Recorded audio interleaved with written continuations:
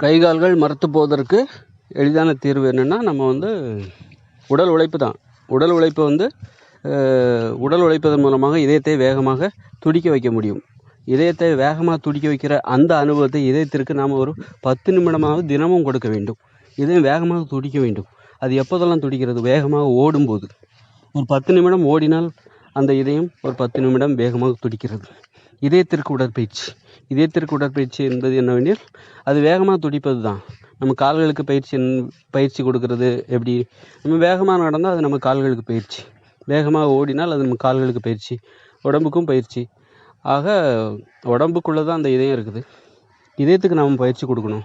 இதயம் சோர்வாக மெதுவாக துடித்து கொண்டிருந்தால், சிரமமாக துடித்து கொண்டிருந்தால், சிரமப்பட்டுக்கிட்டே துடிச்சிக்கிட்டு இருந்தால் அது இரத்தத்தை உடல் முழுவதும் கொண்டு சேர்ப்பதற்கு மிகவும் சிரமப்படும்.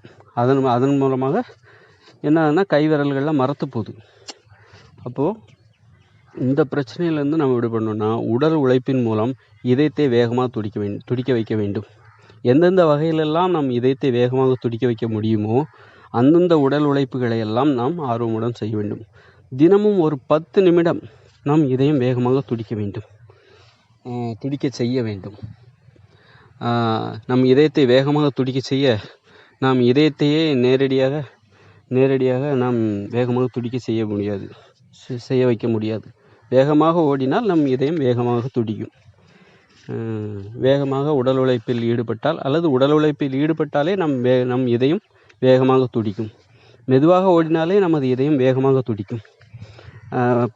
தினமும் 10 நிமிடம் மெதுவாகவோ அல்லது வேகமாகவோ நாம் ஓட வேண்டும். பாதுகாப்பான ஒரு வேகத்தில் ஓட வேண்டும். அதன் மூலம் நமது இதயத்தை வேகமாக துடிக்க வைக்க வேண்டும்.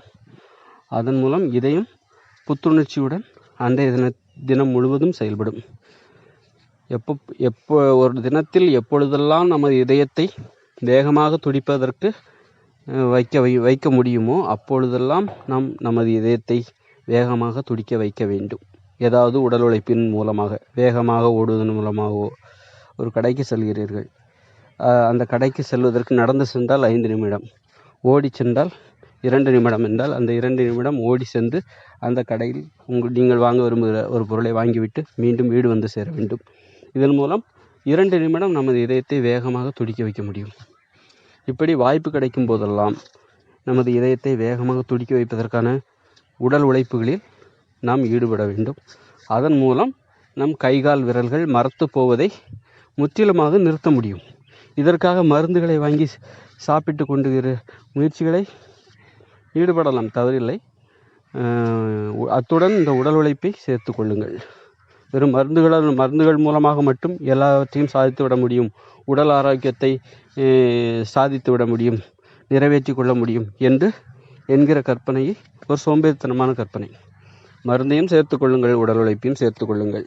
அத்துடன் உணவு கட்டுப்பாட்டையும் சேர்த்து கொள்ளுங்கள். தானிய உணவுகளை மிகவும் குறைத்து கொள்ளுங்கள். அரிசி, கோதுமை போன்ற தானிய உணவுகளை மிகவும் குறைத்து கொள்ளுங்கள். 5% குறைத்து கொள்ளுங்கள். தினசரி உண்ணுகிற 100% உணவுகளில் 5% தான் தானிய உணவுகள் இருக்க வேண்டும். அதிகபட்சமாக 10% இருக்க வேண்டும். அதற்கு அதிகமாக இருக்கக்கூடாது.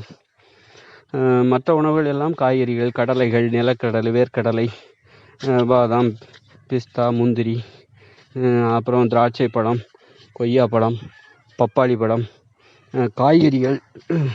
காய்கறிகள், முட்டைகோஸ், இந்த மாதிரி நிறைய காய்கறிகள், இதெல்லாம் உணவுகளாக உட்கொள்ளுங்கள். இதன் மூலம் எளிதாக அந்த கைகால் மரத்து போகிறது, இந்த மாதிரி பிரச்சனை விடுபடலாம். அதை நம்ம எளிதாக எடுத்துக்கொடுது. கைகால் மரத்து போகிறது ரொம்ப எளிதான விஷயமாக எடுத்துக்கொள்ளக்கூடாது. அது கைகாலெல்லாம் மரத்து போச்சுன்னா அந்த கைகள் செயல்படாமலே போயிடும். இதய நோய் இதய நோயின் அறிகுறி தான் அந்த கைகால் மரத்து போகிறது.